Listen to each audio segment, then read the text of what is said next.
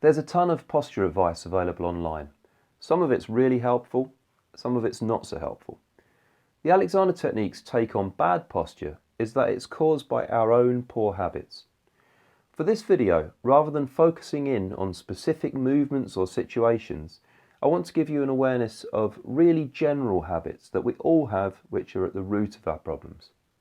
If you can overcome these habits even a little bit, you'll notice big changes in your life. I'm Pete Robinson from movementandposture.com. I'm a qualified Alexander technique teacher, and I'm really pleased to be able to share the benefits that Alexander technique can bring to your posture, movement, health and performance. I release new videos every Sunday, so subscribe to the channel and ding the notification bell so you don't miss out. The first habit is prioritising the wrong kind of comfort. For many of us, the feeling of comfort is associated with slouching on a sofa. And don't get me wrong, I love a good slouch on the sofa. But when I'm sitting at the piano or I'm working at a desk, I want to feel completely different. I want to feel balanced, calm, mobile, full of energy and really present. It's a different definition of comfortable that's more appropriate to that situation. The problem comes when people start to use the slouching sofa type of comfort as a way of regulating their posture in other situations. For example, when we slouch on the sofa, our pelvis often ends up getting tilted backwards and our head and neck get pulled forwards and downwards. If we associate this position with feeling comfortable, it's no wonder that many people end up sitting in this same way when they're at a desk. This makes it really difficult for them to find a more balanced, alert way of sitting if their body is craving that sofa style of comfort. By recognising this habitual pull towards the wrong type of comfort, you'll be able to stop and choose a different type of comfort to aspire to. The second habit is the way that we equate excessive effort with working hard. We strongly believe that unless we're struggling and straining at something, then we're not giving it our all. Of course, there are times when we do need to make enormous effort to achieve something, but generally we function at our best when we're working in a structured, intelligent way. We achieve the most when we're flexible in our approach, when we observe our methods and their results and are willing to change method if a better one is available. An illustration of this that I found helpful is that if somebody needs to get past a wall, they run at the wall and bounce off it. If they choose to keep running at that wall over and over again, they may eventually knock the wall down and get past it. But if after the first failure they stopped and reconsidered their method, they would probably find a much more efficient, less painful way to get over the wall. Can you think of any times recently in your life when you have stubbornly stuck to something, putting in loads of effort, and when you finally either failed or succeeded, you were left with the feeling that there must have been a better way? To put this habit in terms of how it affects your posture, imagine that you have a lot of work to get through or a deadline to meet and you throw yourself into the task.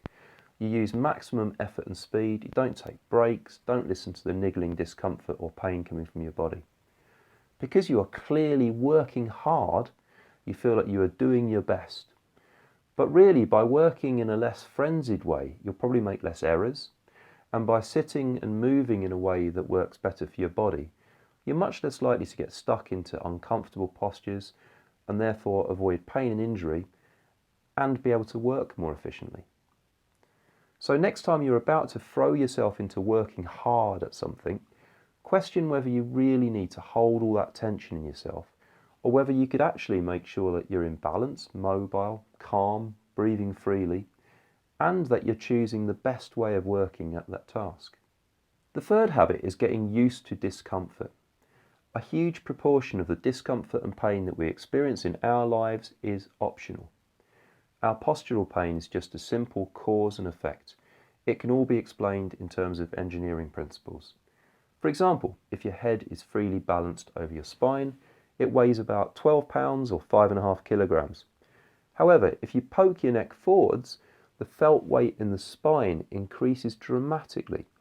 Even holding the head a few centimetres forwards of the spine can quickly double or treble the stress placed on the spine.